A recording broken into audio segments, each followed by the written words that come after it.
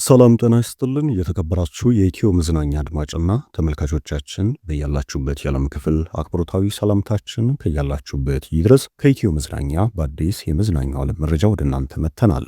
ተወዳጇ አመለሸጋዋ የበርካታ ኢትዮጵያዊ ወጣቶች ክራሽና ተወዳጅ እንስት የሆነችው ፍናን ህድሩ ባሳለፍነው ወር ሙሸባ የማይዘነጋ ነው። ማንን አገባች? የሰርጓ ሁኔታስ እንዴት ነበር? የሚለው በማህበራዊ ሶሻል ሚዲያዎች ላይ እጅግ መነጋገሪያ የነበረና ቅንጡ ከሚባሉ የአርቲስት ሰርጎችም በቀዳሚ ተርታ የተመደበ ከ50 ሚሊዮን ብር በላይ የወጣ የሰርግ ዝግጅትም የተከወነበት ነበረ። ከሰርጓ ማግስት እንስቷ የምትኖርበት ቅንጡ የሆነ መኖሪያ ቤት፣ የምትነዳው መኪናና አሁን ያለችበት የትዳር ህይወትን በተመለከተ እጅግ አስገራሚ የሆነ መረጃ ተሰምቷል።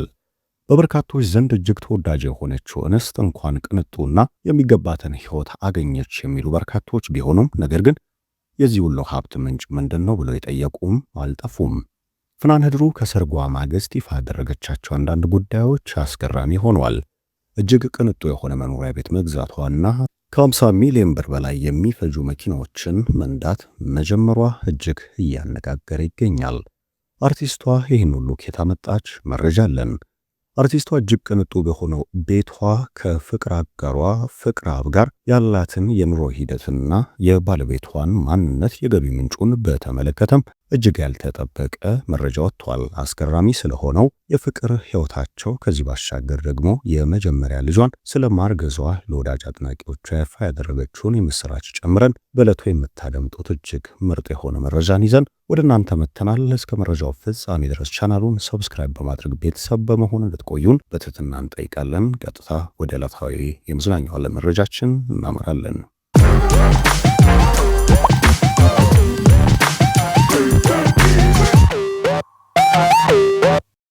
በበርካቶች ዘንድ እጅግ ተወዳጅ የሆነችው በጥቂት ፊልሞች ብቻ እውቅናዋ የናኘውና በሙዚቃ ክሊፕ ወደ አርቶ የገባችው ፍናን ህድሩ ለበርካታ ኢትዮጵያውያን ክራሽ ተወዳጅ እንስት ሆና ሰንብታ ነበረ።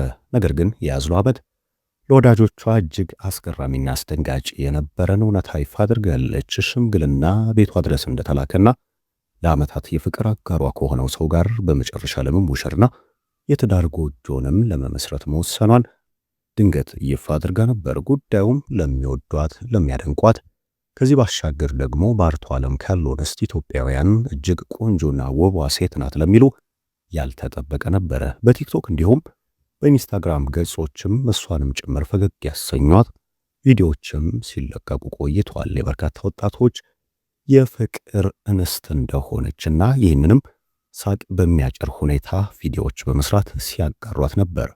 መውደድን፣ አክብሮትን፣ ፍቅርን የሚያሳዩበት መሆኑን ተወዳጇ አርቲስት ገልጻለች። ከዚህ ሁሉ በኋላ አርቲስቷ የሚገባትን ህይወት አገኘች ወይ? የፍቅር አጋሯስ ማን ነው? ቅንጡ የሆነ ህይወትስ በአርት ነው ወይ የመራች የሚገኘው የሚለው እጅግ አስገራሚ ነው። መለስ ብለን የሰርግ የመልስ ስነ ስርዓት ለጥሎሽ የወጣውን ረብጣን ሚሊዮን ብር ስንዳስስ ባለቤቷ ይህን ሁሉ ከየት አምጥቶ ሸፈነው የሚለው የበርካታ ኢትዮጵያውያን ጥያቄ ነው። ፍናን ህድሩ ከአንድም ሁለት ሶስቴ የሰርግ ስነ ስርዓቶችን እንደከወነች ከምዕራባውያን የተቀዱ የተለያዩ ዝግጅቶችም እንደነበሩ በኢትዮጵያዊ ባህልም ያሸበረቀችባቸው ከእንስት ጓደኞቿ ጋርም የታየችባቸውን ዝግጅቶች አድርጋለች። ከዚህ ሁሉ እጅግ ተጠቃሽ የነበረው የሽምግልና የሰርግና እንዲሁም የመልስ ስርዓቶቿ ናቸው። እነዚህ ወደ 100 ሚሊዮን ብር ፈጁ የተባሉት ስርዓቶች በርካታ ድንቅ የሆኑ ስጦታዎች የታዩባቸው፣ ከዚህ ባሻገር ደግሞ ባለቤቷ ቅንጡ የሆኑ ስጦታዎችንም ለተወዳጇ ፍናን ህድሩ የሰጠበት ነው።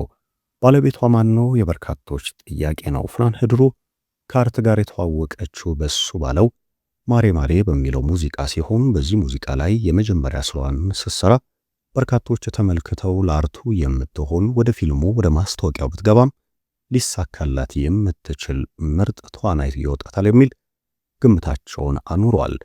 ከዛም በፊልሞች ብቅ ያለች ሲሆን በጣት የሚቆጠሩ ፊልሞችን ብትሰራም ነገር ግን ዝናዋ ከ100 በላይ ፊልም እንደሰሩ እንስት አርቲስቶች ሊሆን ችሏል። በአንጋፎች ዘንድም እጅግ ተወዳጅ የሆነችው አመለሸጋዋ ፍናን ህድሩ እጅግ ታዛዥ፣ የዋህ፣ ጨዋና በፍቅር ህይወቷም ለበርካቶች ተምሳሌት መሆን የምትችል ስለመሆኗ በርካቶች ይመሰክራሉ። ከአርቱ በፊት የነበራት የፍቅር አጋርን ይዛ በፍቅር በፈተና በመውጣት በመውረድም አብራ የዘለቀችው ፍናን ህድሩ ዝና ገንዘብ ያለወጠው የፍቅር ህይወት እንዳላትም ይነገርላታል።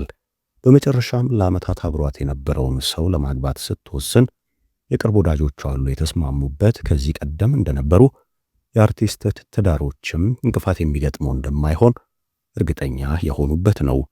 ከአርቱ እጅግ በራቀ ህይወት ላይ የሚገኘው ፍቅራብ የተሰኘው የፍናን ህድሩ ባለቤትም እጅግ በርካታ የገቢ ምንጮች እንዳሉት የተነገረ ሲሆን ይህንንም ተከትሎ የተደላቀቀ ህይወት ለዓመታት የፍቅር አጋር ለነበረችው እንስት መስጠት እንደቻለም ተነግሯል።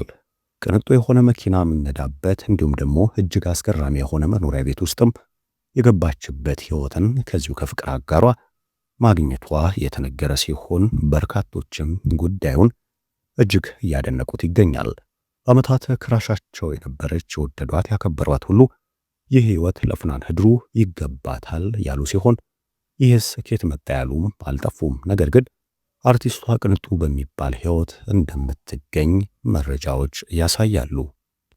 ከዚህ ቀደም በተለይም ደግሞ በመልስ በሰርግ ስነስርዓቷም የፍቅር ህይወቷን በተመለከተ ያጋራችው እውነታ ለበርካቶች ትምህርት የሚሰጥ ነው። በፈተና እጅግ እንደነበረች የገለጸች ሲሆን ወላጅ እናቷ እርሷን ለማሳደግና ለፍሬ ለማብቃትም በርካታ ዋጋ መስዋዕትነት መክፈሏን በእንባ ተናግራለች። በዚህ ሁሉ መሃል ግን ያልተለያት አብሯት የነበረ ችግሯንም የተጋራት በደስታዋ ዕለትም አብሯት የነበረው ይሁ የዛሬ ባሏ የቀድሞ ፍቅረኛዋ የሆነው ሰው እንደነበረ ገልጻለች። ይህንንም ተከትሎ የፍቅር ህይወቷ እንደ ወርቅ በሳት የተፈተነ ቢሆንም በመጨረሻ ነጥሮ ግን እጅግ ውድ የሆነ ዕንቁ እንደወጣውም ማስረድታለች። ሌሎችም የእሷን መንገድ እንዲከተሉ ገንዘብን በማየት የፍቅር የትዳር ህይወታቸውን እንዳያበላሹም ምክር አዘል የሆነ መልእክቷን ገልጻ ነበር። በዚሁ በፍናን ህድሩ ሰርግ ላይ የታዩ በርካታ አርቲስቶች በትዳር ህይወታቸው ስኬት ያጡ መሆናቸውን ተከትሎ ለበርካቶች ማንቂያ ደውል የምትሆን እንስት መሆኗን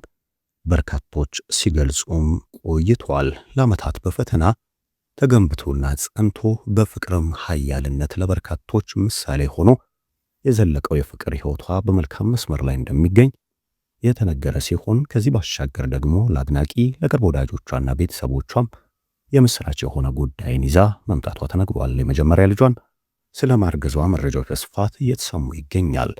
በሰርጓ ማግስት ይህ ጉዳይ ቢሰማም ነገር ግን እንደዚህ እንዳልሆነና ወፈርኩ እንጂ አላረገዝኩም የሚል መልእክትን ፍናን ህድሩ ማስፈሯ የማይዘነጋ ነው። ነገር ግን አሁን ላይ በልጅ ልትባረክ መቃረቧ የተገለጸ ሲሆን ይህም ለአድናቂዎቿና የእሷን መልካም ነገር ሁሉ ለሚመኙ እጅግ ያልተጠበቀ የምስራች ስለመሆኑ እየተነገረ ይገኛል። የፍናን ህድሩን የፍቅር ህይወት ከባሏ ጋር የተገናኘችበትን ከዚህ ባሻገር ደግሞ ወደ አርቱ የተቀላቀለችበትንና አሁን ያለችበትን አስገራሚ የቅንጡ ህይወት መንገድ በተመለከተ ከዚህ ባሻገር የምስራች ያለችውንም ጉዳይ አክለን ለእናንተ ልናደርስ የያዝነው መረጃ ይህንን ይመስል ነበር። እስከ መረጃው ፍጻሜ ቆይታችሁን ከኢትዮ መዝናኛ ጋር ስላደረጋችሁ ከልብ አመሰገንን። ሰናይ ጊዜ ተመኘን።